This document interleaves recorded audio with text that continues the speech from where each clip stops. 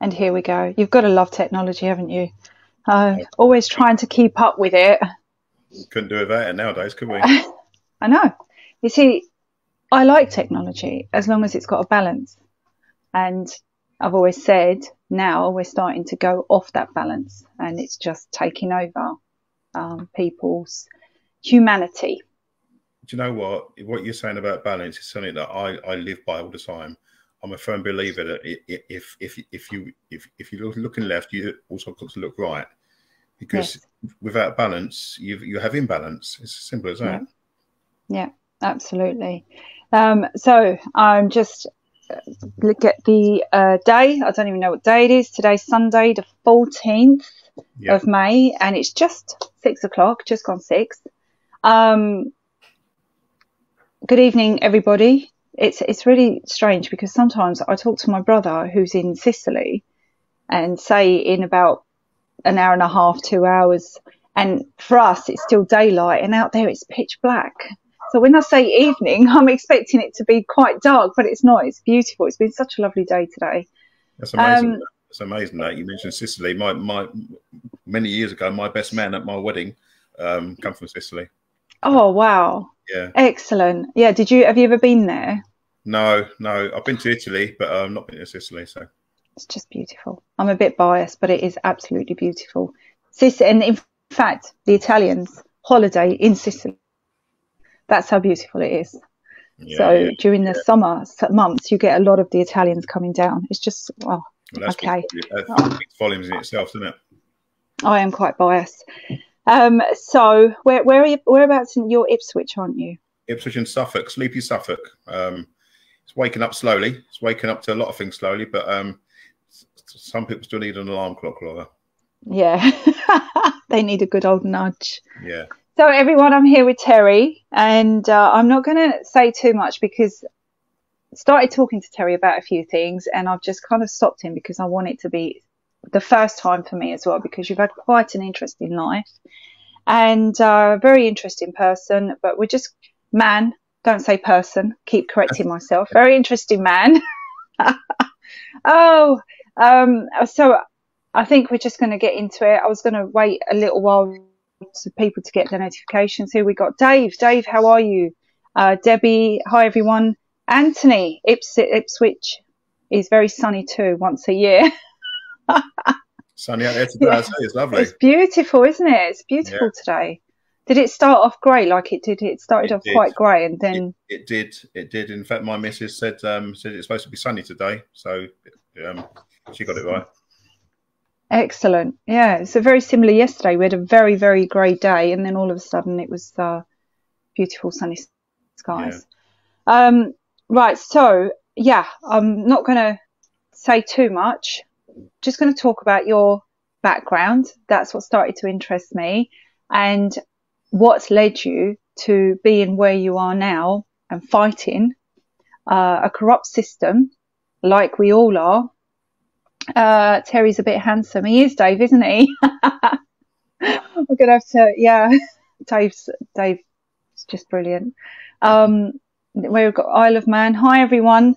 So what's led you to where you are now? Because you're in the process of doing some amazing things behind the scenes, and like I've always said, there's some great people working behind the scenes, and you're one of these people. And you kind of, when you saw what was going on with the Thetford guys, you then started to join together, and more amazing things have been created. But before we get there, let's find out a bit about your background. Yeah, so my background is I started off years ago running my own company, which was successful, but I overdone it, Laura. I pushed myself too hard and ended up sort of like exhausted. So I went into my passion, which is football, become a professional football coach at Chelsea and West Ham. Wow. And done that for a number of years. And then I got an opportunity to go and work with grassroots kids. And then I saw a different side to life. I saw a lot of young people that didn't have the silver spoon, and I was working before with kids that were getting football boots built for them whenever they wanted them, and So I thought, okay, so where's my calling? My calling isn't to have work with kids that have already got things. My calling is to work with kids that don't have things. So I left the professional sort of like coaching game and went into working with kids on the streets. And I've been doing that now for 30 years. Wow. Which is, it's not just a job to me. I mean, the money I earn, Laura, is pittance, but it's more than money. This whole thing is more than money.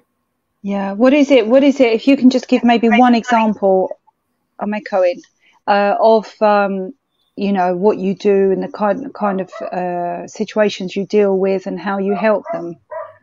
Well, I mean, it might not seem a lot, but in 30 years, I've taken 3 knives off of young people. Wow. And each one of them have said, "Oh, no, I wouldn't use it on anybody. It's to protect myself," you know. And I've always said to them, "Well, if someone gets it off of you, it can be used on you." And yeah, it's really been about sort of like trying to help young people to become a better version of themselves. Yeah. Rather than trying to get them to see Steve next door and think I've got to be as good as Steve. Can you be as good as yourself or better than what you were before? And that's what I've been. That's what I've been doing for many years now. And it's something that we should all really be looking at, is to be the better version of ourselves rather than strive to be somebody else or like somebody else. Yeah, and sure. I'm sure the media and film and celebrity status and music industry has a lot to play with how the children are suffering at the moment. Yeah, definitely. That industry doesn't help, because you look on television and you see young people that have got everything. You know, you see affluent sort of actors and the houses they live in, and it creates a, I want that, yeah. And I want that now. You know, so people get detached from reality. The reality of it is you're not going to get that, but what can you achieve? You know, rather than looking outside of your box, if you like. So, is it a particular area you work in where you have quite a lot of children that are struggling? Like, is it a geographical situation? We work from all along the A14 corridor, which is basically from Haverhill up in Suffolk right down to Lowestoft in Suffolk. So it's a wide area. But I'm predominantly working in Ipswich nowadays. And have you noticed? Sorry, carry on. I've slowed down a bit in down knocking on in years. So have you noticed a reason why these children are the way they are? Is it the influence from media? Is it, you know, we know the agendas at play here somewhere. Is it the destruction of the family home? Is it? It is. It's very much the media. It's media fed. And also the technology, we spoke about technology right at the beginning. The technology that young people have now, I mean, it's not just young people. You see people all the time. They're walking down the street with their head in their phones. Yeah. You know, so they get it's a detached from reality. They don't have the skills to have face-to-face conversations anymore. You know, so that's one of the things that we find by going out onto the streets and working with young people. We're actually bringing them back to where the lives we had when we was young, you know, by talking and engaging and getting on, and also not getting on, because sometimes when you don't get on, you learn to get on, if that makes sense. Yes, you develop your own skills. Yeah, for sure. On how to correct that next time. You know, not getting on teaches you how to do things differently next time if you self-reflect and want to, you know, change things about yourself. Yeah, no, absolutely. So, hi, Aaron. We've got Aaron here. Thank you. Cheers, so, buddy. You've been doing this, and so in amongst this, you've also been. Obviously, I don't want to say the wrong thing because I don't want to let things out the bag that I might not. It might not be the time yet. I'm sure things will come out the bag at a later date, but I don't want to put my foot in it. But you're also getting involved in challenging the system, as everybody is. What can you tell us about that? Yeah, so there's a lot of things that we're being told, and expected to believe without any substance. So one of the things that I'm asking is, if you're making a claim for something, give us the evidence. You know, and I've learned that, you know, as I've got older, and also Brian, Lance, Mike, you know, very wise people. They've helped me a lot along this journey as well. So it's not about us making claims. It's about, if someone's making a claim about something, we're not going to say you're wrong. All we want is for factual evidence and stats and figures and all of that stuff, data that can back that up. Because if it's not backed up, it's just basically, as Lance uses very well, filling the space with noise. You know, we need substance. Yeah, and it's not really the people. I mean, the everyday people in the communities, we don't really make any sort of allegations and things like that. We just want to live life to the best of our ability, get on, spend time with our family, friends, enjoy the moments we have. So, you know, we're just trying to get by every day. But we have this very dark cloud over us at the moment, pushing a lot of their make-believes onto us for profit. We are their profit. And like you say, well, they're trying to make us believe that in their fairy tales. And so we're asking, okay, if this is the case, what we've, like you're doing, is show us the proof, show us the evidence. Where is all this data? Yeah. And it's one of the things with the job I do is trying to give the young people the confidence and the ability to be able to ask questions, to question things. It's okay to question things, and it's okay to do it in a certain way. If you go about it aggressively, you know, disrespectfully, then you should expect to have some kind of the same back at you. I'm a firm believer that it's not what you say, it's how you say it. If you speak to people in such a way, then that shouldn't deter you from going challenging the question, challenging what you're being told. Yeah, you know. A few months ago, Laura, I was actually out with Mark Sexton over in Windsor, and we was giving people informed consent on the you know what. And to cut a very long story short, like I was saying to Lance and Brian earlier, Mark and Steve got arrested, and I'm sure the police felt that by taking away our Achilles heel, we would all go away and crawl back underneath our rock. Well, that didn't happen. We stayed, and we carried on giving people informed consent. So much so that a lot of people didn't know. A lot of people, this is a problem, Laura, and a lot of things people are believing what they're being told. You know, without research, we had the facts with us. We had paperwork with us to show them. You know, from the ONS's own figures, the government's own figures, about what's actually happening, but people aren't looking. No. So there was a handful of people that said, "I never knew this. Well, we're not going to go back here. We're leaving. We're not coming back." Well, that's really good. That is really good. At least you got to a handful of people. Yeah. But it's having the courage to go out there and expect to be shot down. You know, most people, so many people have said to me, "I admire what you're doing. I wish I could do what you're doing. You know, I believe I agree with you. I agree with you, but they don't have that. They're not cowards. These people. They're just different to us. They don't have that what we have to go out there. The ability, but it's funny because you kind of touched on something which makes me think. When you say most people now, we're stuck into our phones, the new generation especially, and even adults, you know, but we're stuck into the phones and stuck into technology and stuck into that computer screen there's probably other people here that can relate to us, but how many times have your children been out with you and you've said and done something and your children are like, "Oh, shut up, don't say anything," and they don't want to get embarrassed by you because they're not used to having that kind of interaction with people because they're too busy stuck in their screens.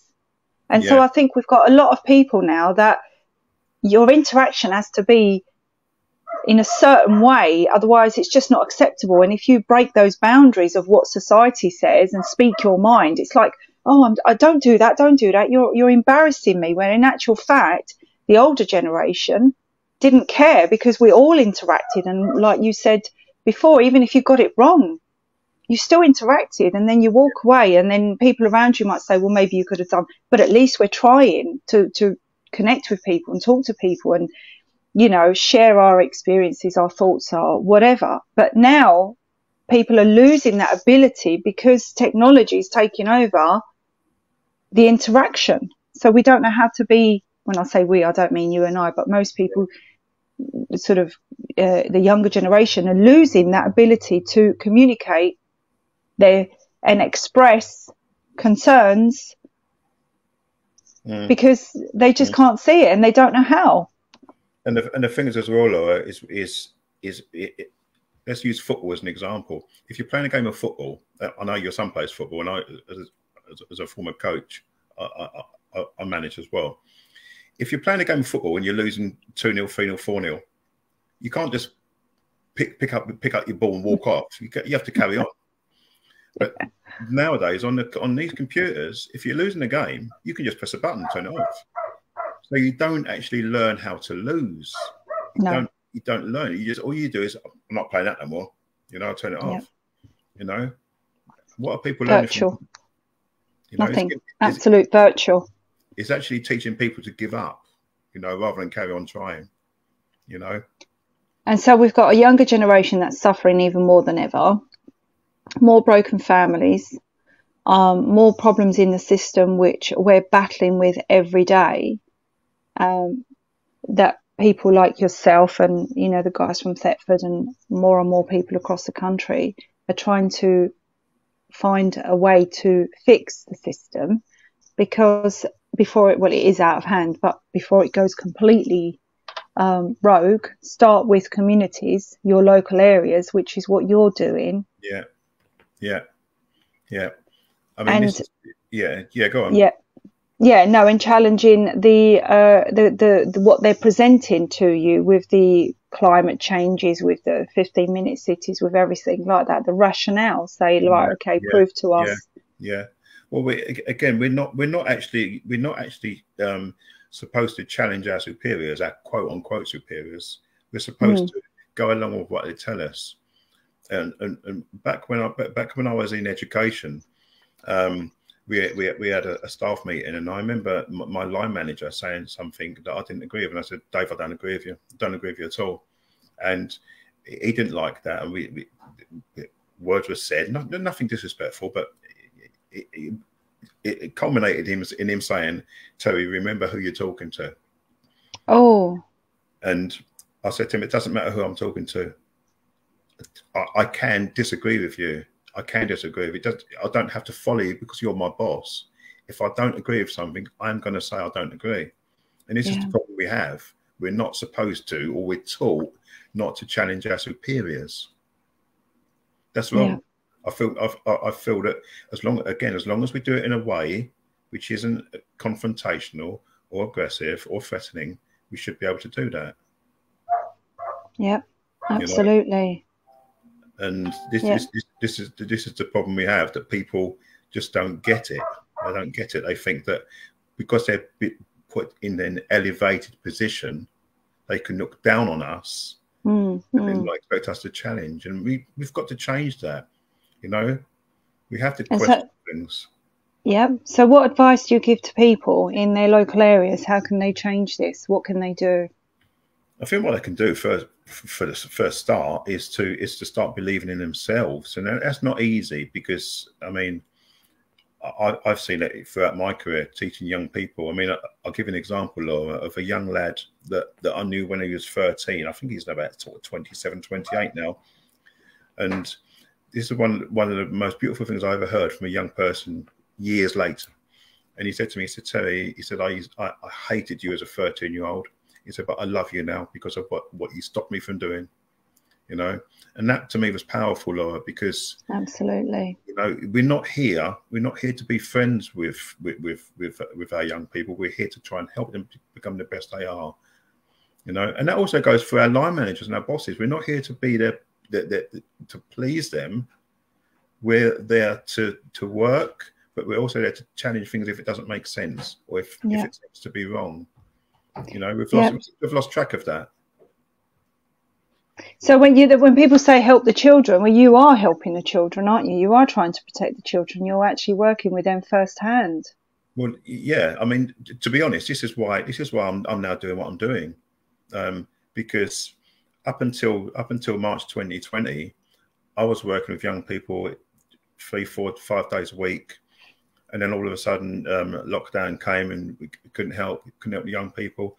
I was getting messages from parents saying, my son's going crazy at home. He, you know, can you come and see him? You know, can you come and talk to him and try and help him, because this isolation is not helping him. You know, and I talk to him on the phone. I talk to him sort of like and be there for him. But this is why I'm doing now what I'm doing now, Laura, because the way I'm looking at it, I'm helping young people to become the best version of themselves. But I'm seeing the world that I'm leading them into. And I can't carry on helping them to become the best version of themselves when I know the world that they're going to be living in. So I've now got to do it, from the way I see it, a two-pronged attack. I've got to try and help our young people, but I've also got to challenge the end goal, because I can't let them go where I know they're going. I'll be letting them down, and I can't do that. You know, not when I know. No, absolutely. That's a very good way of looking at it. So take me back a minute, because I know how much my son suffered during lockdown. I know how much. I mean, I had two kids. One was very much an indoor gamer, so that life outside didn't bother him. But I had an outdoor, very active, football, dedicated son who, you know, I couldn't keep him in. I couldn't get him onto a PlayStation. Not that I wanted to. I was quite happy, but he had one and he wasn't interested. So once they locked the children in, I know the impact it had. It ruined him. And so then I was here able to help him get through this. But for the kids like you're working with, how bad was it for them? I don't think people realise. It was awful, and it still is. It still is. I was working before lockdown 2020. We was going into what we call PRUs, pupil referral units, and working with young people who have been expelled from mainstream school, which is something I didn't agree with either, because I think it's too easy to say to a young person, you failed. As soon as you expel a young person, what you've done is you've told them they've failed and they're not good enough. And we wonder why they rebel. Yeah. So what I was seeing before lockdown was working with young kids who have got these problems. Now post lockdown, there's a lot more young people who are coming to our open access sessions with PRU type issues we wasn't seeing before. Right. You know, so basically a lot of young people are struggling mentally, emotionally, you know, and young people don't have the ability to do what we do, such as coping mechanisms. They don't know how to cope, you know, and so what they do is they behave in a way which is antisocial, which is negative, and they don't know how to get out of it. They can't express their emotions, can they? They can't express their feelings, so they create. Yeah. And then they think, well, the world hates me, so I'm going to prove to the world how much it should hate me, and they behave in There you go. In a very exactly that. You know, I try to say to them, don't give them what they want. Don't give them what they want. It's easy to say that, but when all they're getting is negativity, then that's all they deal with. And the problem is that, well, the solution is love. And love, this is it, literally love. You've got to show them love, to show them that it doesn't matter how bad you behave and how much you think you can push me away, because that's what you think life's going to do to you. Love will win. Love will conquer. Yeah. And this is what I try to show young people. I try to respect them first, and because I believe all adults should be teachers, not in the educational sense, but teachers of respect. Can you check the blinds, please, love? Teachers of respect, you know, and if we respect them, then hopefully they'll reciprocate back and they'll respect us, you know. And it takes time, but it does work. Yeah, but we've got to set that standard. We've got to set that example. How can we expect them to set an example? I don't know how to. You know, not all young people don't have the best home lives either. You know, no. But when they go out onto the streets and meet people, the likes of myself and my colleagues, we are the example that they're looking for. You know, but that was taken away from them, Laura, for 2 years. Yeah. Right? But we've got a generation now of children. Now, I mean, if you remember what you were like when you was a child, do you not think kids nowadays are a lot worse? There's a whole generation of children that are just not. They don't have the stability or the help or the community or the family behind them. What they're being taught in school is mentally destructive. Social media, celebrities, film industry, it's all destroying the generation now. And that's why, another reason why I think children are worse. Yeah. And it's harder for them. It is destructive. It's destructive. And also you're talking about school, you know, there's a lot of, all I can say is very, very concerning things going on in our schools. You know, with certain acceptances of things that wasn't accepted before, you know, and, you know, I think Boris Johnson actually said it. He said, build back better, you know. Well, that concerns me because, you know, where are we taking our kids? Where are we leading our kids? That something that I never even knew of these things back when I was young, you know, but all of a sudden there's certain, and I'm not going to say that because I want to be respectful to people that believe what I want to believe. But there's certain things that are being pushed into our kids' faces today, which is wrong. You know, let them make their own minds up when they're adults. You know, don't teach young people that certain things should be accepted now. Let them decide when they're adults. Yeah, it does concern me. You know, and I'll be honest with you. I mean, I had this conversation with David Curtin a couple of weeks ago. You know, and we both worked in teaching, in education. You know, and we both said if we was teachers now, we'd probably be sacked within a week. Yeah, because I could not. If someone wants to be something, fine, but I'm not going to go along with that because that's not the way I see it. Well, it's not right. No, and this is the problem that I'm seeing is that if you want to call yourself a fridge freezer, call yourself a fridge freezer. You know, but don't expect me to open the door. But I mean, the world's gone absolutely mad. I mean, we've got schools now that are even putting litter trays in the corner of the room because some kids want to identify as a kitten or a cat or whatever. No. And they're actually, I mean, you think to yourself, surely that can't be true. Surely that's a joke, but it isn't. They're actually doing that. It's deeply worrying. It really is. It's deeply worrying. But children need boundaries. They need these boundaries. And I think this is what's important is that, the families keep the boundaries for their family, for their children, with their beliefs, with their knowledge, with their wisdom. But to allow a child to just, think they're not even thinking. The thoughts are being put into their minds, and then the children run off with it, and they get confused with things they shouldn't even be thinking about, and they go out of their boundaries. Exactly that. Exactly that. Exactly. And I've said for a long, long time now, let kids be kids. You know. Yeah. You know, it's plenty of time for young people to be adults. You know, I said it to my kids. I've said it to my stepkids. You know, there's plenty of time for you to be adults, but for now, just enjoy that time when you're a young person, a child. You know, without any sort of pressures. You know. Exactly. So, were you involved in politics as well? Were you part of? I actually got asked by a certain party, and I won't mention who it was, but a certain party. Suffice to say, it wasn't Conservatives or Labour.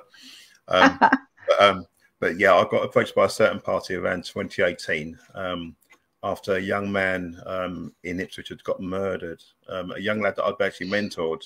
I've become very good friends with his stepmom and his dad. But we set up a youth club in his name. And it was running superbly, Laura, until lockdown. Then lockdown came. The youth club is no more. It's no more. Is it gone? It's gone. It's gone. Because of funds or because of? We was given. I think it was about £2,500 by a community fund, which was supported by the PCC, Police Crime Commissioner, and because we had a certain amount of time in which to spend that money. So lockdown came, and lockdown went, and the church building that we was using said they're not happy for us to come back in just yet because of the virus is still live, is still active. Yeah. So we never got back, and then the money needed to be either spent or given back. So it got given back. So the kids didn't get any help? No. And I found out, to be honest with you, disgusting, if I'm honest, because certain people were more protective over a building than they were over young lives. Yeah. In my opinion. So, yeah. So you were approached. So you were approached then to join a party. Yeah, this party asked me to if I would sort of stand in local elections. That was a few years ago now, and to be honest, I was quite flattered, and I said, "Yeah, okay." But then came COVID, and I was speaking out, and I was asked not to speak this way because I would be bringing the party into disrepute. And I said, well, I'm speaking for myself, and I'm speaking for other people as well that have got the same concerns. And anyway, we couldn't agree with each other. So I said, well, I'll resign. So I resigned. Just straight away, there and then. It wasn't about an ego for me. It wasn't about being on a platform as a counsellor. For me, it was a lot more than that. And I will not do something if it means selling my soul to the devil, if you like. Yeah. So I stepped down, and then David Curtin. I met David Curtin at one of the.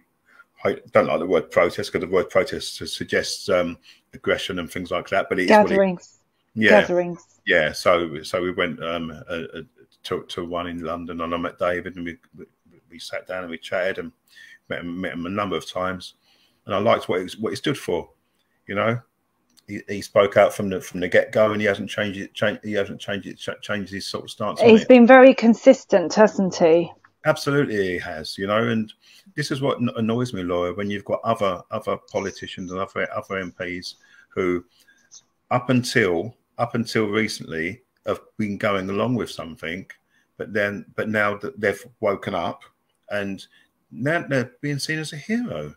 You know? Yeah, it's crazy. You know, there's heroes such as David Curtin who have been consistent from the get-go. You know, knew something was wrong, looked into it, challenged it. You know, And what's it got him for that? You know, ridicule and all. It's absurd. Yeah. I remember seeing David Curtin in the beginning, and he was Brixton. He was a Brixton mayor, was he not? I'm sure he was something to do with Brixton. I know he's done a lot of stuff in Sidcup and places like that. And there was because I came across him, I think there was the BLM protests, and I was on Twitter at the time, and I saw this David Curtin, and I'm sure I read something about him having something to do with Brixton. I could very well be wrong, but anyway, and I remember, and he was standing up against BLM, and I was like, wow, that's really impressive. And you know, so then it got my interest, because obviously I knew that what BLM were, and you know, and then there was this sort of guy who's in politics speaking out against BLM, and that's how I started to follow what David Curtin was doing. And you're right, he's always he ran for London against Khan. Yeah, he lost, didn't he? Surprise. Yeah. But before that, I'm sure he was, there was something, a connection. I don't know whether he was the mayor of Brixton or something like that. Yeah. And that's how he got my attention. And then I started to follow his tweets, and I thought everything this guy's saying is absolutely spot on. Yeah. I was very impressed. Yeah. No, he has been consistent, hasn't he? He's been very consistent. He hasn't changed tact at all. He's stuck by everything he said. You know, when he was on the London Assembly, he spoke about all the things that we're speaking about and what we're all concerned about. And there's a video on YouTube with David in there on the London Assembly talking about all of this stuff that's being made to be normal now. And he's saying it's not normal. It's worrying, you know. And everybody on that assembly ganged up on him, you know. And David was talking about sort of like not bullying people and picking on people. And what did they do? They actually turned on him and picked on him. Absolutely, yeah. And it's absolutely shocking. But the man's full of integrity, and he came out of that and he said, you know, I'm still going to carry on doing it because I feel it's the right thing to do. I'm not just going to be quiet because I want me to be quiet, you know. No. And this is where we've all got to be. We've got to be a little bit more sort of like, you know, we can't make people to be confident. We can't make people be confident, but we can help them to challenge things if it doesn't make sense. And everything doesn't make sense right now, does it? It really doesn't. It really doesn't. You know, I mean, like the word emergency, Laura. You know, we was put into an emergency measures back in 2020. You know, all the way through until recently. I think the emergency measures finished in April 2023. Was it? Yes, I think, but I believe we're still all under emergency measures. It will never go away because they'll have that to fall back on. It's for your safety. Everything's for your safety. Yeah, and you know, at the moment we've got a climate emergency. You know, and again, you know, we have to ask ourselves, where is it? Where's the climate emergency? Because I'm not seeing it. You know, I mean, like I say, I was back as a kid waiting for the bus, you know, on a winter's morning. Couldn't see the bus until it was 30 yards in front of me. Yeah. You know, because of the smog, you know. So things have improved a hell of a lot, you know. But if we look at a motor car, you know, I've got a 55-year-old car. Have you? Yep, 55-year-old car. And when my aunt passed away last year, she was in the chapel of rest at the funeral parlour in Leighton or Leytonstone, and so me and my wife said we'd go up and go and see her in the chapel. And because of you, Les, you know, we would have to pay. We've got four cars between us. Four cars between us. My wife's got a car. I've got three, and so I typed in all of our registration numbers, and they all came back. You'd have to pay ULEZ. apart from one. My Not an 55, electric. my, No. my 55-year-old car was ULEZ exempt Why is that? because it's classed as a historic vehicle. So it can pollute the air because it's an historic vehicle. There you go. Oh, wow. There you go. There's a trick, guys. Buy yourself a really, really old car and you won't have to pay ULEZ. No, I actually looked to buy a Rover yesterday, a Rover P6, for a few £1,000s because of that exact reason. So I could drive a little bit more, a more powerful car to go drive around wherever I wanted to go. But yeah, it's. So what year would you say? Because I'm going to buy an old car now. And if I think it's it's anything which is 40 years old. 40 years old. Ah. You know? So my car's 1968. I think you can go 1970, something like that, 71, 72. That's impressive. Yeah, so I was able to drive my gas guzzling, environment polluting vehicle to London.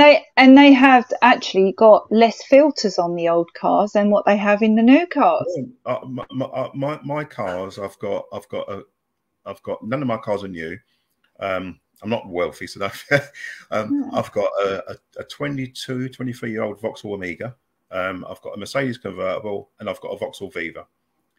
So the two more modern cars, they've got catalytic converters and emission control systems on them. And you'd have to pay the emission for that. And I would have to pay the emissions to drive those cars in. But I wouldn't have to pay to drive in my gas guzzling Vauxhall, which is chucking out pollution because it's got no filters. All it's got is exhaust. But I can go in there for nothing because it's a historic vehicle. That doesn't make sense. If it's about the environment, exactly. That in there. Well, if it's about the environment, then they should stop people driving through London anyway. And this is what I've been saying. You know, I mean, if it's money. Money pays. Well, if you can afford to pollute the environment, then that's fine. You can come in. Exactly. And if I've got 500, 600,000 pound spare, I'm going to go and buy myself a black and great Bentley and drive around polluting the atmosphere because I can. Because you can, exactly. Yeah. You know? But like you say, when you were younger, I mean, we talk about climate change, and I do believe there is a change, a natural change of the climate, but I don't think it's anything we need to seriously worry about. But if we're talking about pollution, one, from your own experience, and I'm, don't remember it like you do, but thick smog. But we see it in films as well, old London. And I was actually saying this to Justin. I said, when you look at those films about what old London was like, it was full of smog and pollution. And, if I wasn't there, so I can only go by what the films say. People used to burn wood, coal. They used to pollute the air. Yeah. But they didn't worry about climate change then, did they? And we've made it. They burn old tyres. They burn anything, You have thick smoke going in the air, And how far do we go before we say it's okay, There was a clear problem with the way the environment was back then. It was clear. You could see it. You could smell it. You could almost feel it, You didn't need data or stats or figures then to see it. It was there. You remember it. Yeah. But now what's going on out there? I mean, when we was out campaigning a few weeks ago, me and a colleague, we were walking down the street and I said to him, John, look at the beautiful weather. You wouldn't believe there's a climate crisis, would you, mate? No. But I actually said this to Justin. I said, if we're meant to worry about pollution, back in the day, it was worse than now. Actually, it's getting better, but now they're putting the pressure on us when it's actually getting better. Yeah. I remember am I right in thinking they used to flush the toilets directly into the Thames, and then they changed the system to clean the Thames, because it was that dirty, and so infrastructure's got better, cars have got better, but they didn't worry about it then, and now all of a sudden there's a big, massive panic, which doesn't make sense. It doesn't, Laura. But also, where do you draw the line? Where do you draw the line with this? Because right now they're going after our cars. Yeah. So what happens next? Our boilers in our houses? Yes, it is next. I think it is on the plan that they're going to want you to change your boiler, get rid of gas. And if you can't afford to change your boiler, what are they going to do? Fine you, switch it off, condemn it, freeze. Yeah. You get a grant. If you're on benefit, they'll do it for you, or you get a grant to do it anyway. But for the people that are working, but it takes you back to the Klaus Schwab thing. You own nothing, you'll be happy. Absolutely, it will be exactly that, and you'll get fined if you're a landlord and you're letting your property out if it's not up to the standard of, eco-friendly. They are going boilers. BG told me no gas cookers. Yep, they are doing the boilers.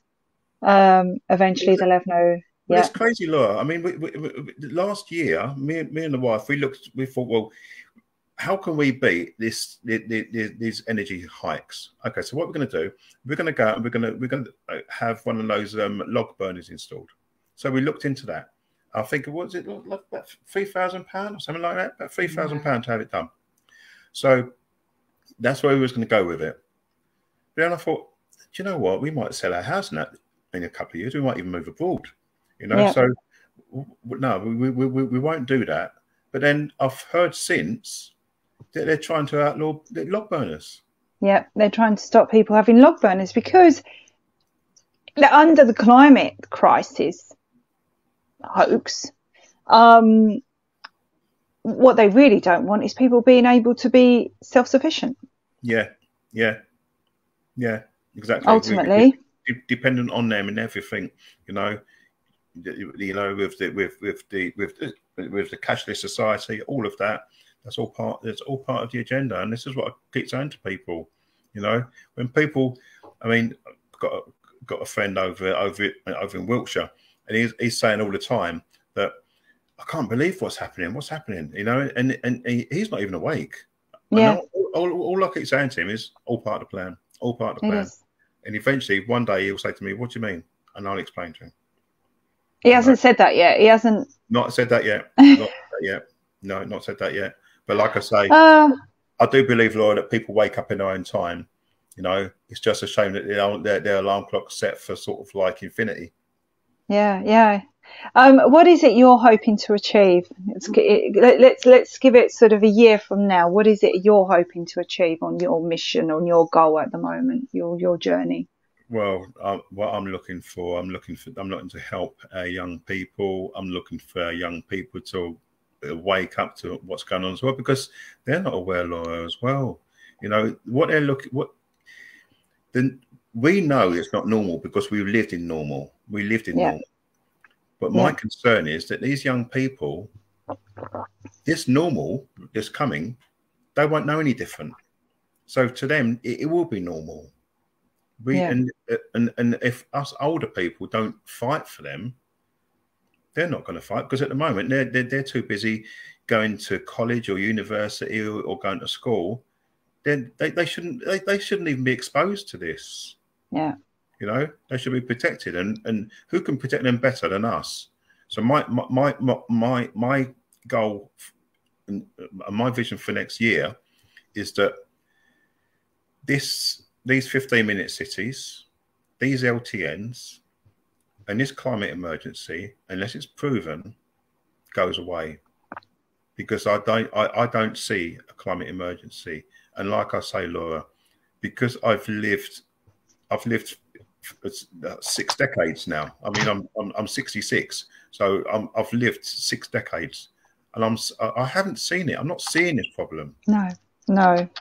And this is what I always say. This is what I'll be saying to anybody that's saying there's a climate crisis, a climate emergency. Yeah. Show me, because anybody can fill the air with noise, but we need to have stats and data and figures. There's you've got to follow the money. I don't know if anyone's. I've put a very short clip. There's a thing on my Facebook on my wall that I shared today. It's a great the way they've done it. Explanation of the Great Reset and climate change. If anyone wants to have a look at that, it's a summary of everything that's happened and where we are now. And whoever the speaker is has put it all together and joined the dots. Follow the money. It is all about the money. It's all about the control. It's absolutely nothing to do with climate change. And as they say, we're going to, control the virus and control the carbon footprints. Well, we are the virus. We are the carbon footprints. Sure. It's control us and control everything, the lands, the air, everything. And if we don't stop it, well, I don't want to be here to see the end goal, because it's going to be a very dark. Well, I knew this was coming, Laura. I knew this was coming. I'd been around the block a few times.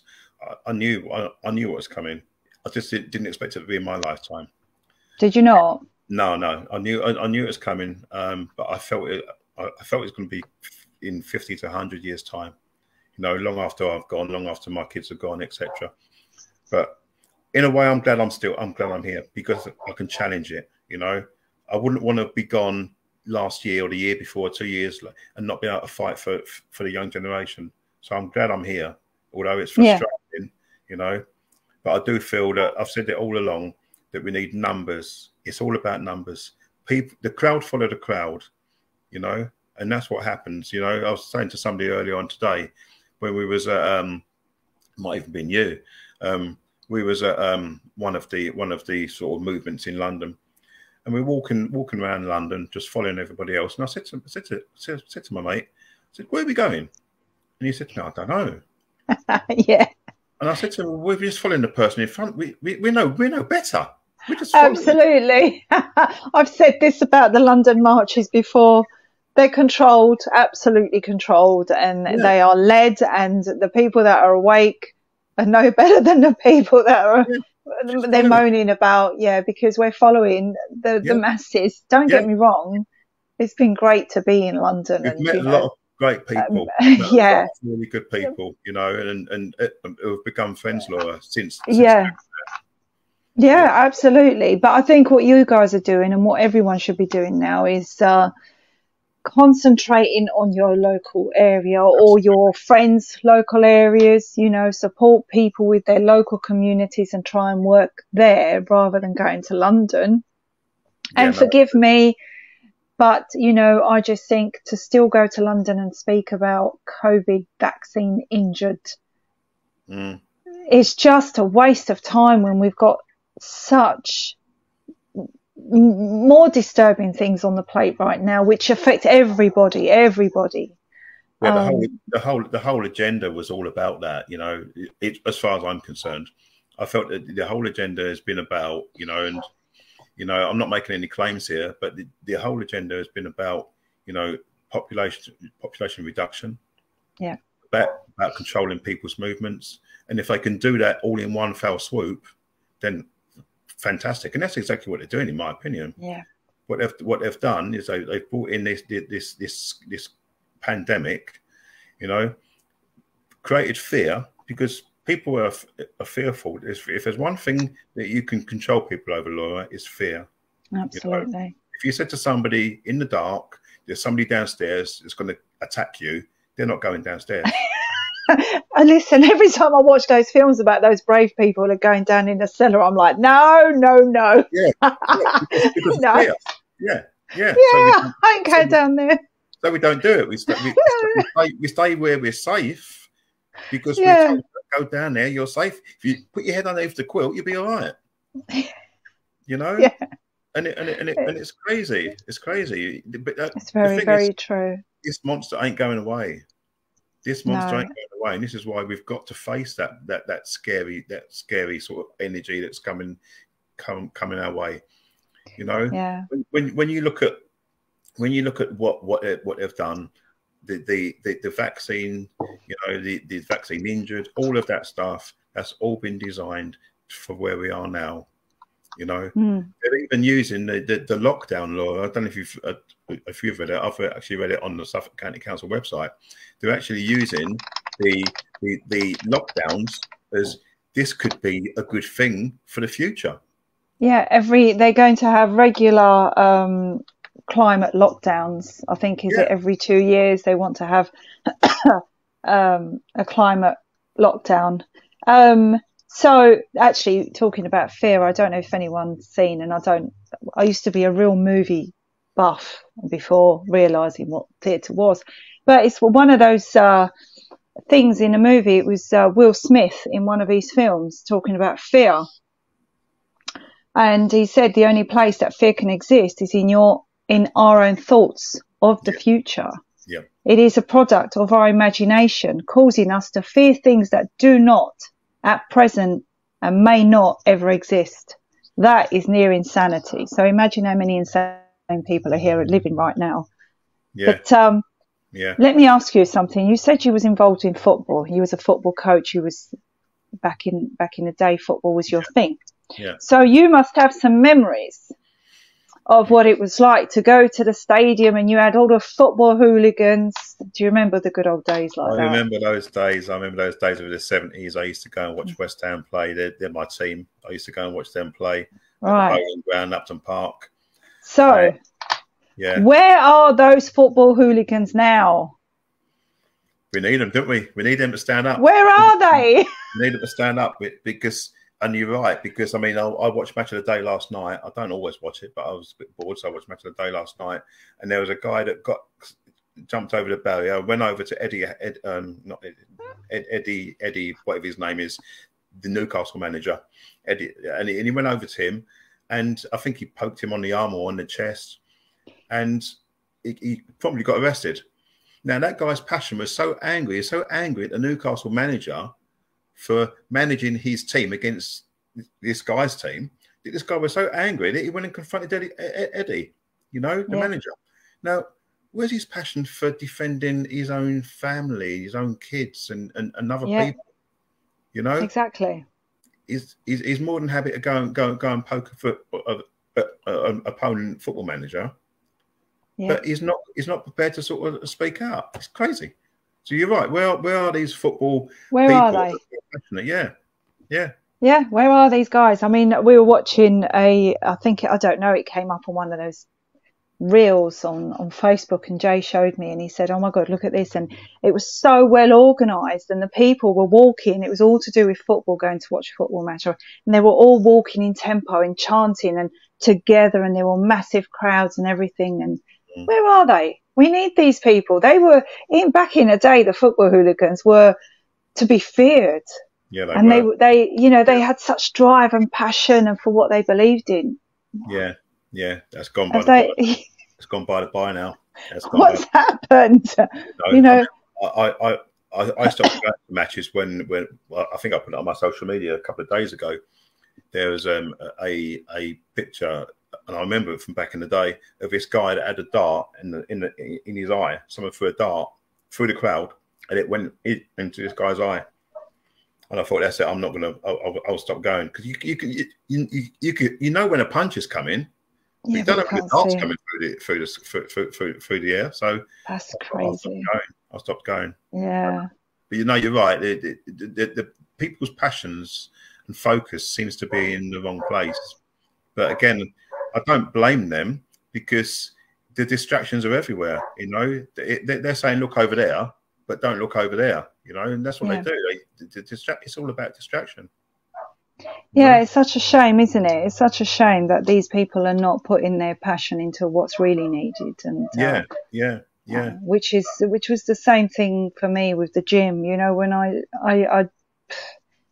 I say this all the time, and anyone that knows me, but watching guys pump and get big and muscly, and they're not fighting for what is needed. It's like, well, all muscle, no brains. What's the point?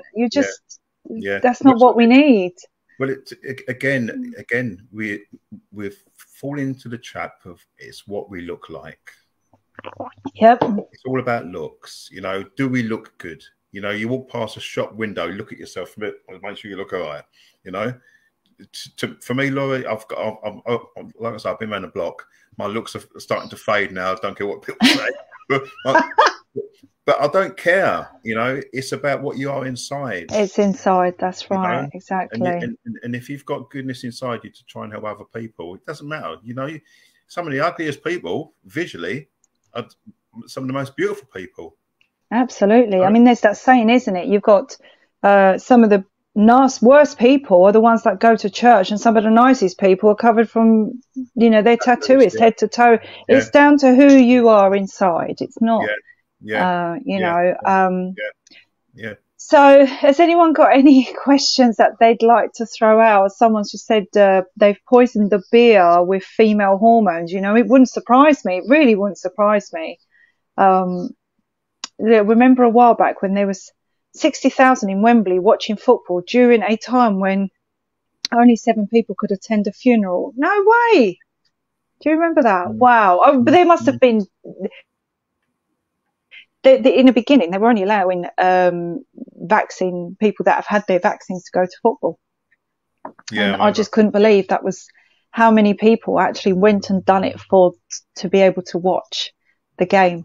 In fact, I actually know someone who wanted to go and watch just one game. So he was so desperate to watch this game that he went and done it. And he said to me, "I'm happy now. I've seen the game. I'm not having any more jabs." I was like, "Are you for real? Are you actually?" I have to laugh. Yeah. I mean, I'll up you one on that, Laura. So church people, a church pastor who who believes in the mark of the beast and all of that, you know, told me that they would have the vaccine in order to go and see their in-laws in Canada. No. Yeah, I swear to you. No. Have the vaccine to go and see their family in Canada. And this is somebody that knows that all that's going on at the moment. I mean, I'm not madly religious, but I do believe in a God. You know, this is a guy that believes in the mark of the beast, and that this is the precursor and all of that. But they are prepared to go and do that in order to go and see family. Well, I'm telling you this. We haven't been out of the country since 2019. Me too. Yeah. And if they say to me, "You've got to have a vaccine to have to go out of the country," then I ain't going. No, I'm with you there. I've not. Yeah. No. In fact, that year 2020, I was meant to go and see my family, and it just all went Pete Tom, and I've not been. Not been out of the country. You know. But look, Laura, let me ask you this. You know, they say that our petrol and diesel cars are polluting the atmosphere. Yeah. So why are they still making them? Yeah, because if you can afford it, money speaks. But again, if it's about the environment, then in my opinion, what they should be saying is, right, from what's today's date? It was 14th of May. So from the 14th of May onwards, we're not going to make any more petrol or diesel cars. We're now going to make electric cars only. So once the petrol and diesel cars are phased out, there'll be no more. Wouldn't that be the better way to go about it, rather than saying to people, "You can't drive your cars"? Yeah. Because it doesn't make sense to me that what they're doing is creating a problem where there isn't one. Well, the thing is, there is no problem, is it? Because they can't say, "No, we're not going to create it," because then they would deprive themselves, and they want all this nice stuff. They want the fast cars. But they also realise that actually they can't stop diesel or petrol cars because a lot of important machinery runs on diesel and petrol cars. So they will end up shooting themselves in the foot and depriving people of work. Because the reality is, it's not about the machinery, the diesel, the petrol. It's about the control. Exactly. Yeah, exactly. Which is exactly that. So, because if it was about petrol and diesel, and it was about the environment, they would stop making them cars right now. Yep. Yeah, exactly. If it was that bad to the environment, you would put an end to it. If you had the 100% proven fact. We could see it. It was evident. You would put an end to it. They stop it, yeah. And the fact that they aren't stopping it tells you all you need to know, that it's not anything to do with petrol and diesel. And again, every year I have to take all of my cars. And the strange thing is, Laura, the only car I don't have to take for an MOT is my 55-year-old car. I can declare that I don't have to take it. The only reason I take it is because I want to know it's safe. Yeah, you do. Yeah, exactly. But that just shows in itself that, you know, most people have to pay for the MOTs to make sure that their car's worthy on the road. But you've got a car that's of an age that, you know, could be falling apart. One wheel could end up going that way while you're driving. But that's fine. That's fine because it's old enough for it to not. Yeah. It doesn't make sense. Yeah. But again, if it's about the climate and the emissions that are coming out of a car, they, just like they've done with the COVID test, they can ramp up the cycles and they can change the emissions so they can make it so stringent that any car which doesn't pass the MOT. But every year we take our cars in for an MOT and it does have emission tests and it passes every year. So if it passes every year, what's the problem? Yeah. Yeah. If there is a problem with the settings, adjust the settings like they did with Dr. Carrie Mullis. Carrie Mullis's COVID test, which got hijacked by Fauci. Yep. Change the cycles. Change the cycles and make it harder for us to get our cars to pass the MOT. But at the moment, they're passing the MOT. You know, I mean, my friends always laugh at one of my cars because up until about 4 years ago, I had to have a new catalytic converter on it every year because the engine was worn. So guess what? I went out and got a new engine. I put a new engine in it. So now I don't have to change my catalytic converter. So all of this stuff is on our cars is supposed to improve the emissions, improve the environment. So if it's not, why are we putting these things on our cars? It's crazy. It's absolutely crazy. Don't make sense. No, it doesn't. None of it does. I don't think they even know. They just know they've got to make up some rubbish so that they can, you know, keep all about controlling and making profit on. Do you know what, Laura? I as a young boy, I remember watching a film, and I've tried to find that film for years, and I cannot find it. But it's a film of around sort of like 2050, 2060.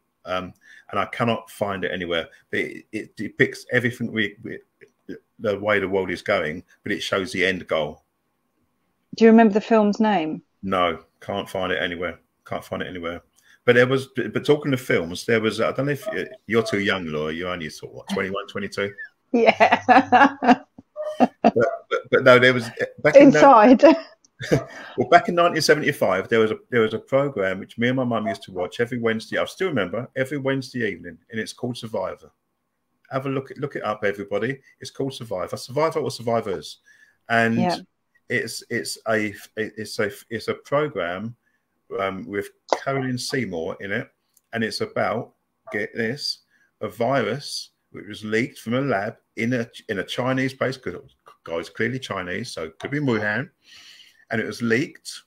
It dropped on the floor. You saw the chemical spill. Then you saw the scientist, the Chinese guy, get onto an aeroplane and go around the world. And it shows it on it. Have a look. And it's all there. It's all there. Everything what we're seeing now is on there. Everything.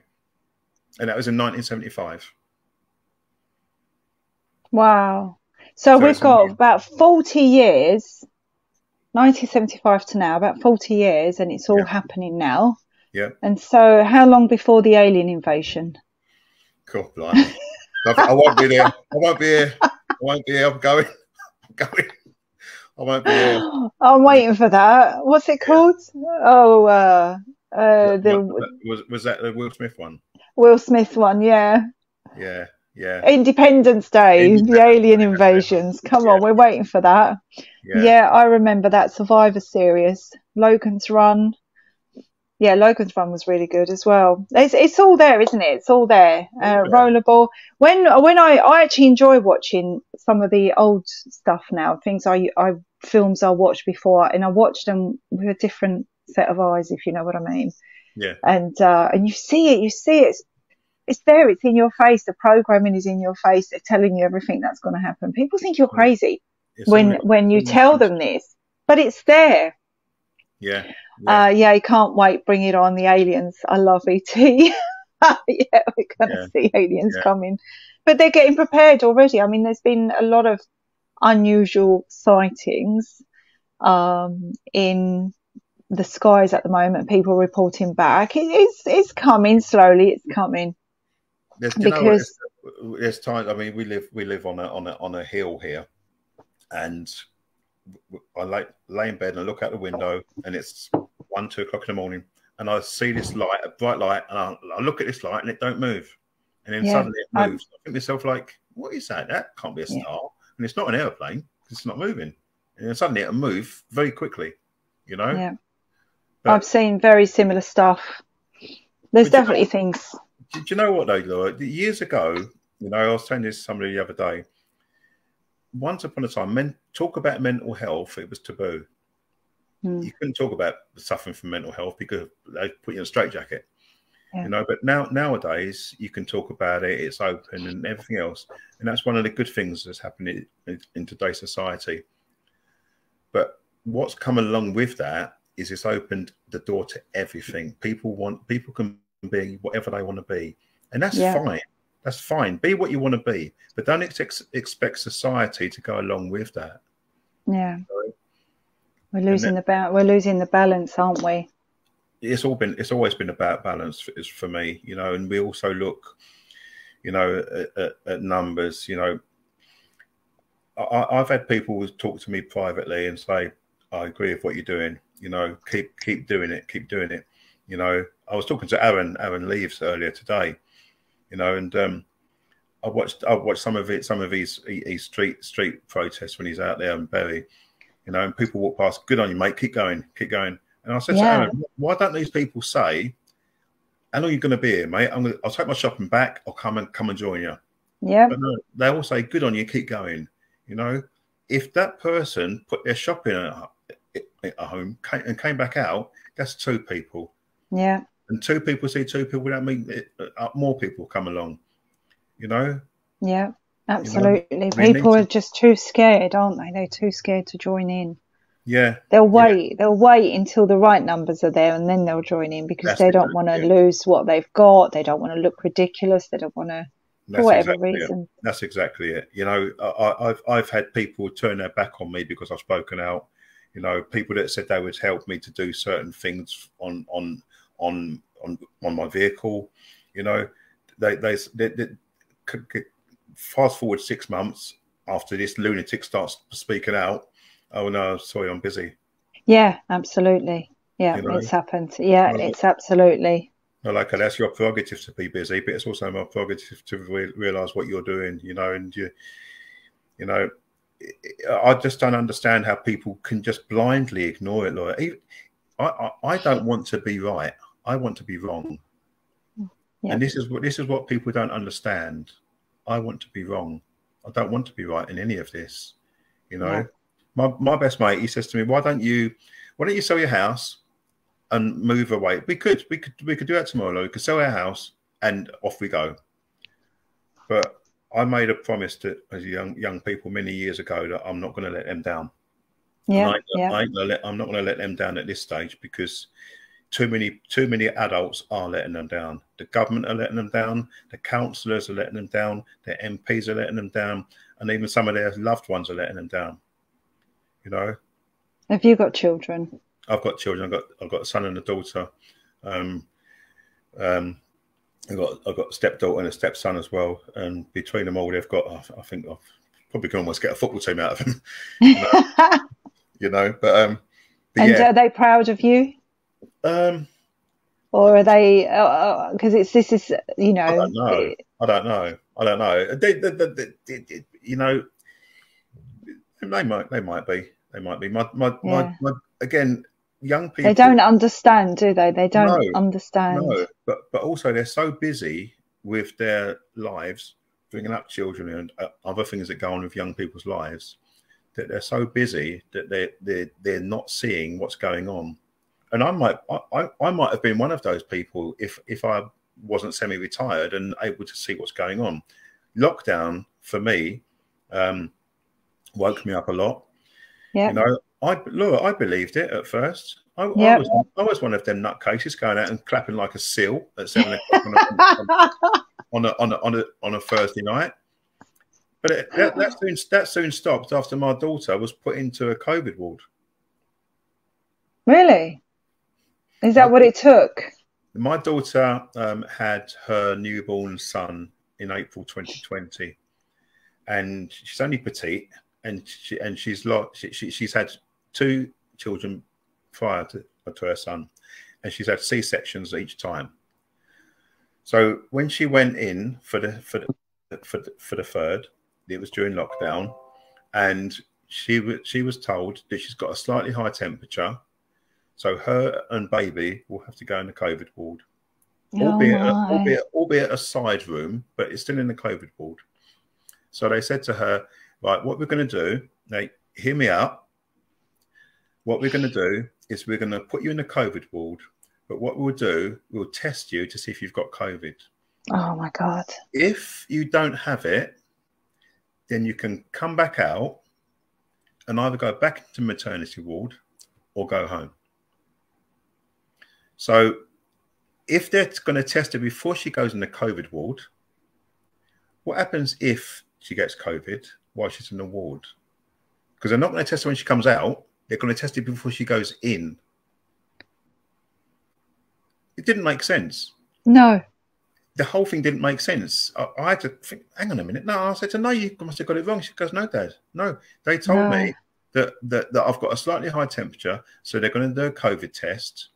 And just to protect the other mothers and babies, they're going to put me and Jessie in the COVID ward until the test comes back. So 24, 36 hours or whatever it was, came back. Negative. Wow. And then she could have either gone back into maternity or home. Now, what if she'd got COVID while she was in that ward? Didn't make sense.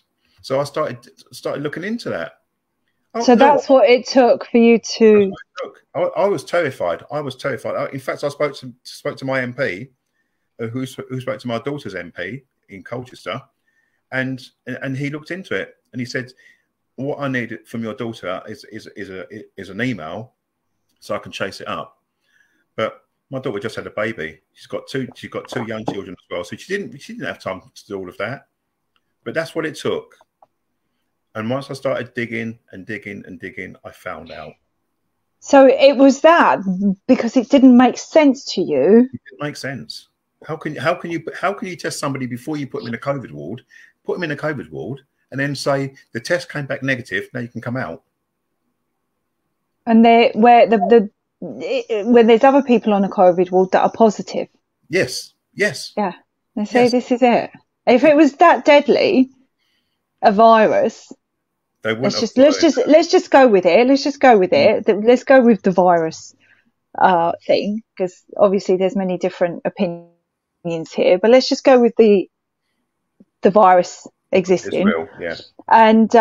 And so if it was a real deadly strain, deadly virus, this, that, and the other, you would not put someone in there until you knew they had it. That's it. Once they had it, you would put them into the ward. You don't then go, right, let's put you in there just in case you've got it. We're going to test you and wait for the results to come back. With other people that have it. Turns out you don't have it. You can come back out, but now you might have caught it. Exactly that. You've got it. But you can go home. You got it. It's exactly, Dean. It's absolute B. It didn't make sense. But that in itself, under the science and the medical system, should prove that there is nothing to fear. Exactly. Because they weren't worried about it. Exactly. So the point is, all fear-driven. Was it a case of, let's put this mother and baby in there and see if we can separate the two of them under the COVID fallacy? You know, because if mum's got COVID, they might have to separate her from the baby. You know where they could go with this, but because there's a good family behind her, maybe we can't really do this with this one. Yeah. Who knows? Yeah, and at that time, if you remember, they had security on the hospital doors. You couldn't go in. You couldn't even go in. They had security on the doors. You know, but it's crazy because I mean I've got COPD. I've got a lung disease from running my own business years ago out on the street. You know, and I had 19 invites for this vaccine. Wow. 19 invites. You know. I pay it respect by calling it a vaccine because to me it isn't, but for the people that think it is, I'll go with. Yeah, let's go with that. But I had 19 invites to go and have it done because I was one of the most vulnerable. So by all intents and purposes, Laura, I shouldn't be here now. I should be dead. Wow. I turned them down, each one I turned down. You know. What do you take for your COPD? Do you have anything that you do? I've got a spacer, inhalers, but I manage it. I mean, I've never smoked in my life, but I manage it by sort of like looking after myself the best way I possibly can. So I don't know if you heard us talk about the Osmio Infinity Hydroxy machines. Maybe that's something you might want to look into. Right. Okay. They put hydrogen. They've been there's a gentleman on Facebook, on my Facebook, his name is Richard Hardy, and he's been doing this for years. And that's what we were going to use to help our friend if he came out of the hospital. But it's been known and it's shown to actually really help with COPD. Yeah. But you know, it's amazing you didn't fall for it and you didn't have it. I wasn't scared. Look, I've never been afraid of dying. I've never have been. You know, nobody wants to die in pain or suffer, and I don't want that either. But I've never been afraid of dying, and I think that was my strength because they never got to me. It never got to me, you know. And if you've got fear of something, then there's your weakness. There's your Achilles heel. You know, I didn't have that fear, you know, and I still to this day don't, you know, and. All I would say to anybody is you have an immune system. You have an immune system for a reason. You know, I'm no scientist. I'm no doctor. I've never professed to be something. I've always quoted doctors and scientists. I've never said, I'm saying this. I'm quoting and I'm giving them facts and look it up. You know, and this is what concerns me, that people they don't want to look it up. You know, just as an aside, when someone like Boris Johnson tells you and it's been printed in my head, October 25th, 2007, Boris Johnson's put it out there on his column in it's either the Daily Mail or Daily Telegraph about, isn't it time that a leading politician started to address a real issue, which is population reduction and population control. This is the same Boris Johnson who back in 2020 was telling us he wants us all to live. Now, which Boris Johnson do you believe? The one that wanted to reduce the population? Yeah. One that wants to keep all the population alive? Yeah, exactly. Yeah, absolutely. You know? The whole thing, Laura. I mean, even when he went into the hospital, he said, "I'm not going to wear a mask. I'm going to shake their hands." What happened? He got COVID. That was a way of scaring us to thinking this is what will happen if you do what I did. You know, when he went in, was it him who got taken in? Was it him who got taken in? And the doctors had to sign they had to sign a disclaimer that they weren't going to talk about it. I think two of them didn't sign it. They didn't want to know. Yeah. Elaine, can you inbox me and I'll send you the link? Excuse me one moment. Sorry. His dad has written books about depopulation, Boris's dad. Yeah, absolutely. It's crazy. It's all a theatre show, a lot of it, and thankfully now we are seeing straight through it. Any questions for Terry? If anyone wants to drop any questions in here, I think you've done such amazing stuff, and you're going on to do a whole load more that we can't talk about just yet. But you're involved with a few people joining forces to deal with this climate. Working with some really good, brilliant minds. You know. Yeah. People. And the other thing is, if I can just say, I've come out of my comfort zone in order to be where I am now. You know, I don't want to be here where I am, but I've come out of my comfort zone. You know, and I don't mind looking at Wally if it means we're doing something for the greater good of mankind. You know, yeah. And I'm learning from some really intelligent minds. You know who these people are, Laura. You've spoken to them yourself. Yeah, you know, and I'm happy to be an organizer, a tag along, or whatever.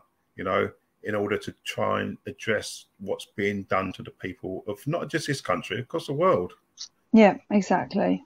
You know, Chris, no, I've never done lives before COVID. This is all new to me as well. Yeah, we're all looking. We're all Wallies, aren't we? We've all put ourselves out there, and for the sake.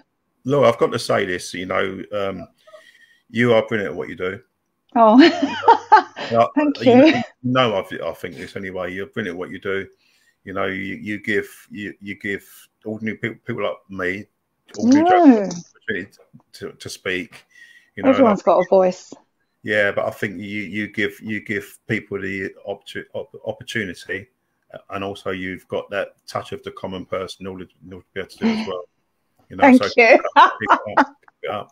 You know, but the last thing I will say is to everybody. Isn't it about time we stop simply believing what we're told by those who seek to control us? Yes, exactly. You know? Hi, Mike. Mike Ball's on here. Hello, Mike. You all right, mate? Yeah. Mike. Oh, thank you. No, we all have to get out there and you know, do what we can. So hopefully, how soon will I know? Yeah, will we be able to share a bit more of your? Yeah, about sort of like 15, 16 days time, I reckon. Okay. We should be able to sort of give you some more updates as to where we are. But okay. But yeah, there's a lot going on at the moment, you know, with regard to. I mean, I'm actually supporting Aaron. Aaron leaves in a week or two's time as well. You know, so there's a lot going on, not just in my area, but also in sort of our Essex, in Norfolk as well. You know, and are you allowed to share what Aaron's doing, or is it? I think he's looking to sort of like again like similar to what Mike and Bob and what's his name, Brian did up over at Thetford, try and challenge the councils and ask them to evidence things that they're doing. So I think it's that kind of thing as well. But I'm sure Aaron will give you a call and let you know. Yep, absolutely, great, thank you.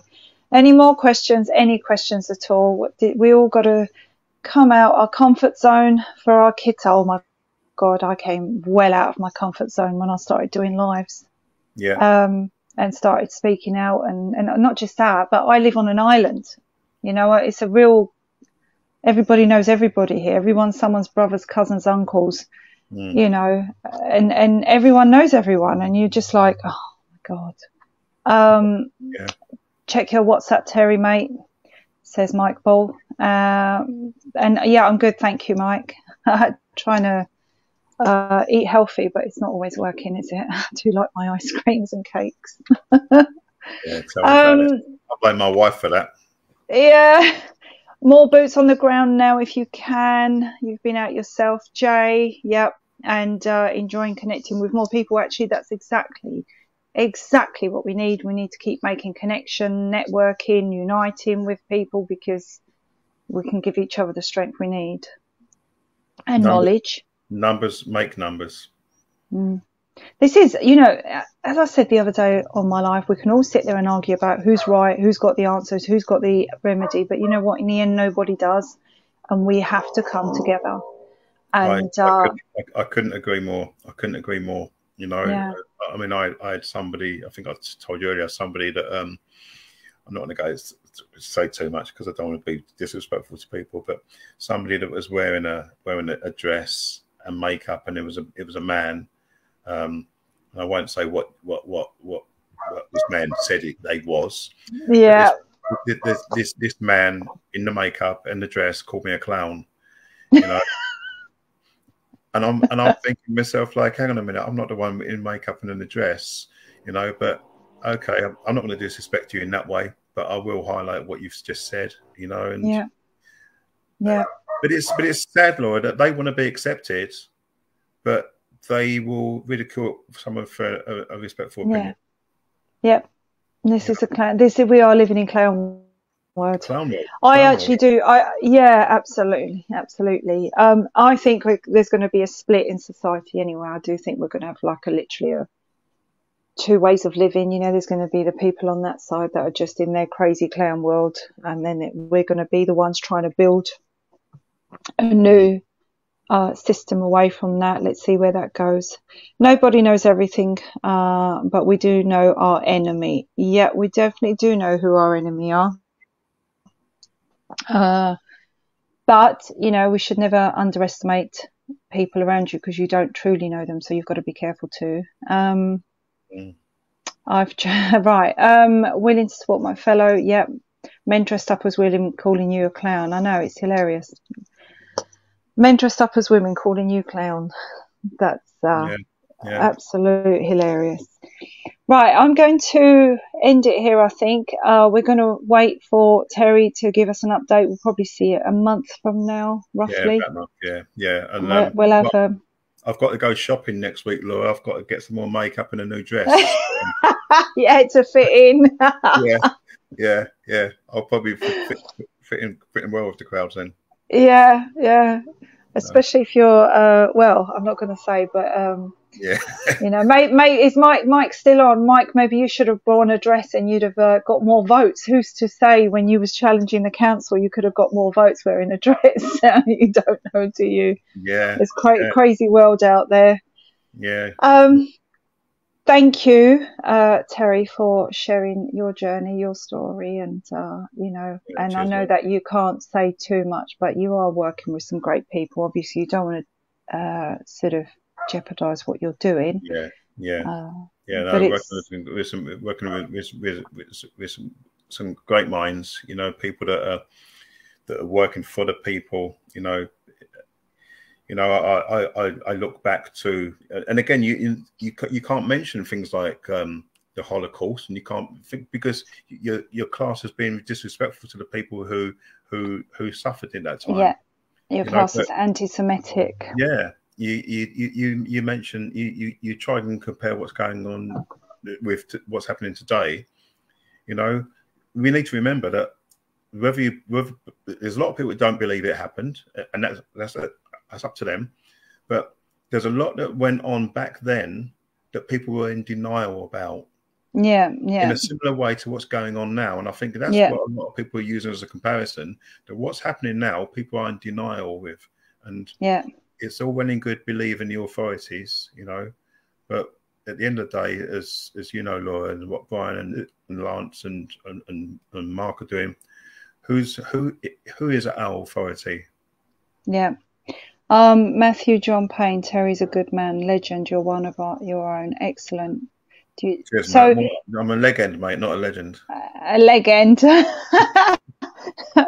Well, the thing is, when you think about going back to the Holocaust time and people referring to you can't compare it. Well, yes, we can. The only difference is if we go by history. In that history, they were forced into the chambers, whereas now they've managed to do it in such a smart way that they're not forcing you, they're inviting you and you're accepting.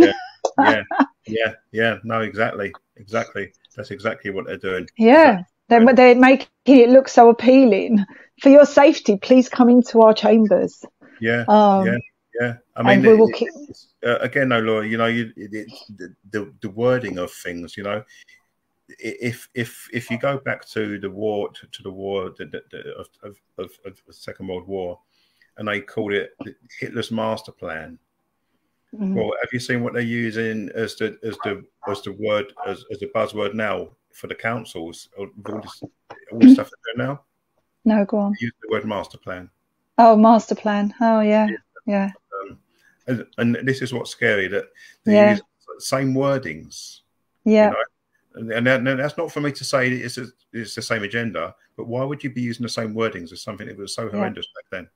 Exactly. You wouldn't It want to. is. Because it's the same ideology, it's the same agenda. It's never changed, does it? It's never changed. No. And this, and and all this build back better, like you say, that's actually very, very scary words for your safety. Yeah. Absolute brainwashing, and science has now been taken over by who's got the most money. Real science is no longer real. It's who controls the world controls the science, whether it's no longer about science. Get the free burger, take a jab. Yeah, we had donuts, kebabs. I mean, on one stage we even had, this is just ridiculous, where they were offering a night with a red light district woman. Yeah. If you take your jab, you can have a night.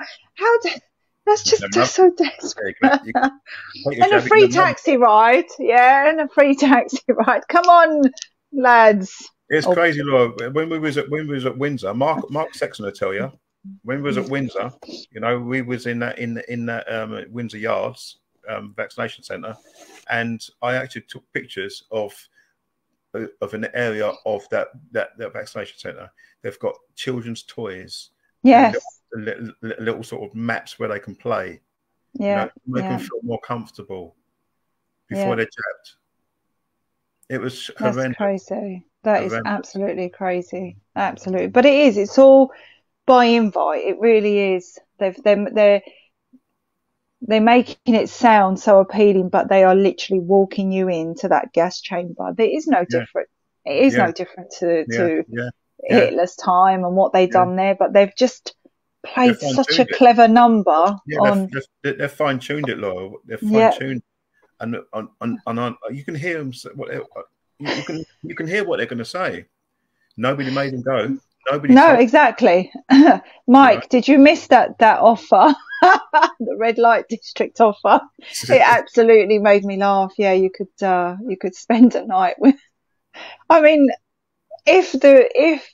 And this is where people are just losing the plot. Like you say, what happened to your daughter? If the virus is that deadly, we would all be fighting to get there first. Yeah. You wouldn't have to bribe us with a Krispy Kreme and a donut and a red light district, you know?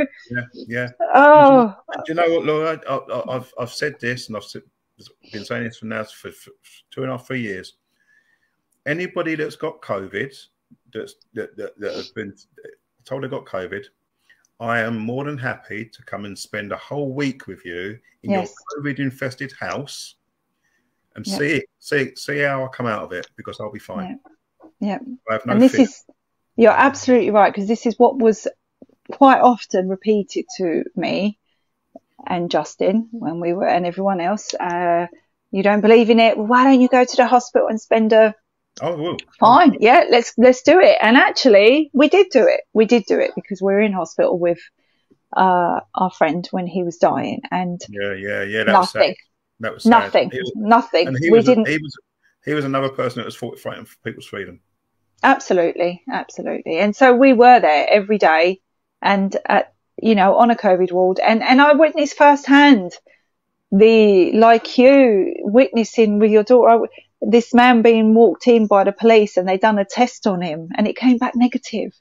But to be on the safe side, they put him on a COVID ward, and I was like, same. But Lord, this is what the problem is. I've got. I swear to you, I'm not lying. I know you're not lying.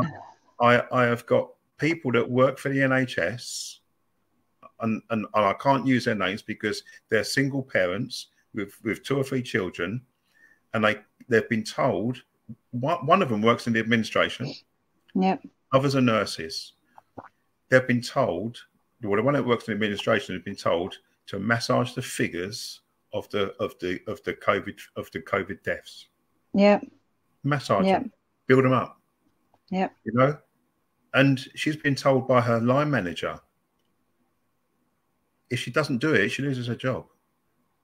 That's crazy. That is absolutely crazy. See, I'd be taking pictures. I'd be like taking all this proof. I'd be doing all that and thinking, right, if ever it comes to the stage I lose my job, I want the evidence. Yeah. But that's me now. That's me now with what I've learned and you know who I am now. I probably 3 years ago wouldn't have even thought of that. You know? But so many people have got it's either fear of death or fear of debt, and one way or another, you know, the authorities have got them over a barrel. You know. Yeah. One you can escape. One you're definitely going to go. No, that's one you can escape debt. Debt is nothing to worry about. There's ways of dealing with it, and 100%. Yeah. But yeah, funerals. We had the funeral parlours talking out. We've got, John O'Looney's been speaking out about this, and he's saying how many children right now he's having to bury, which is making him very, very, very angry, as you can imagine. It's because he's seeing the end of it, the real cause of it. But let's see what happens. We're on this journey at the moment.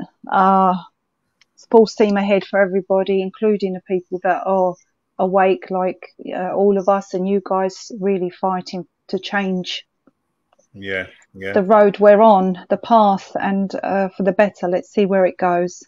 Yeah, for sure. Sure. Anything else you want to say before we go? Just quickly, we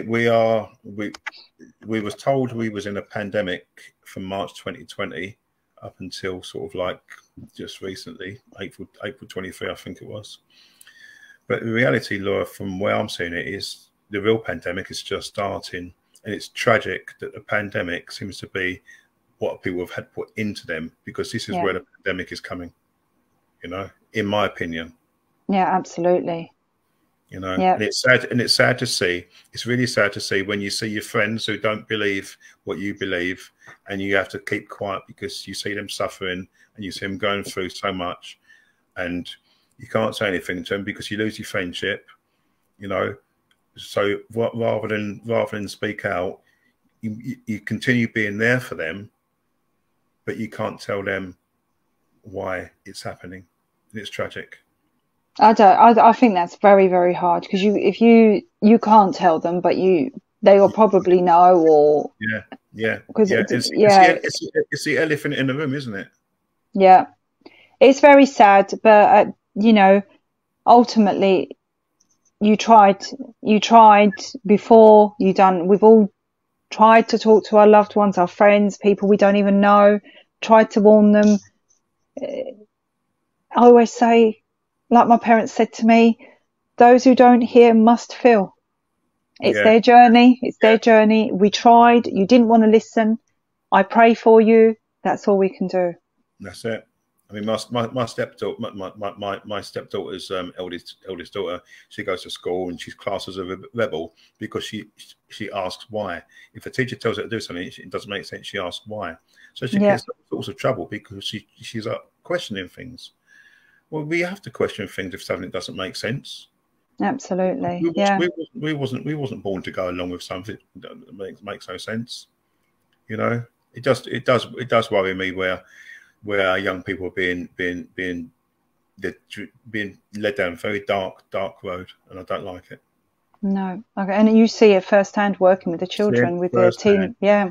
See it firsthand, and like I say, I work with young people from the age of 7 right up to the age of sort of 20, and okay, the 20-year-olds will see these abnormalities coming in, but the 7-year-olds, this is going to be the norm. They won't question it. They won't question it because it'd be normal to them. It's very sad, very sad. I mean, who knows which way it's going to go. Maybe we are going to be the new community, the new world where who knows, the split in society, and we're going to be the new normal of what it is normal to be normal in a new system that we're going to develop. Who knows? I do believe there could be a split. Well, I think I think we need to change the way the system works. Like you said Yes. earlier, Laura, you know, and your analogy was perfect. You know, was it? I think it's like playing a game of Monopoly with a cheat. Yeah, and Right? asking them to stop cheating so that Yeah, you have a fair. It's not going to work. You're going into their game asking them stop cheating they're when not the going only way they're going to make money is by cheating. exactly, They're not going exactly. to win if they don't cheat. You No, can't play with a cheater. no, So no. yeah, so we'll see what happens. So we need to change the system, and we need to start. One thing, Laura, my parents years ago used to say to us, why we're going to vote Liberal? And this, I'm going back to the 60s, and they said because Labour and Conservatives always let us down, so we need to vote. There's only three parties back then, so they always voted Liberal, but nobody else did because they didn't. They felt it was a wasted vote. But if everyone thinks it's a wasted vote, they're going to keep voting for the same two. Yeah. So it's time to start looking at a party which is for the people rather than voting for who you don't want to get in. You know, or I'll step back into the political arena with the Heritage Party. You know, I'm the coordinator for Suffolk.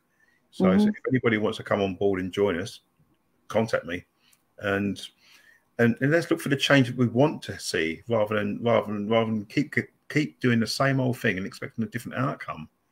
Excellent. You know? Excellent. I think that's fantastic. Yeah. Yeah. Well, you've got to try. You've got to try and, you know, be the change you want to create as well. Yeah, 100%. 100%. Yeah, 100%. Right. I'm going to end it there. Thank you so much, Terry. It's been a pleasure speaking to you. And thank you, everybody. I'm going to say goodbye. Please don't go, Terry. Just wait there. Thank you, everyone. And hopefully in about a month, we'll be back with any updates of what's happened behind the scenes with what Terry's doing. Okay. Much love to you all. And I will see you again tomorrow night. Okay. Bye for now. Bye.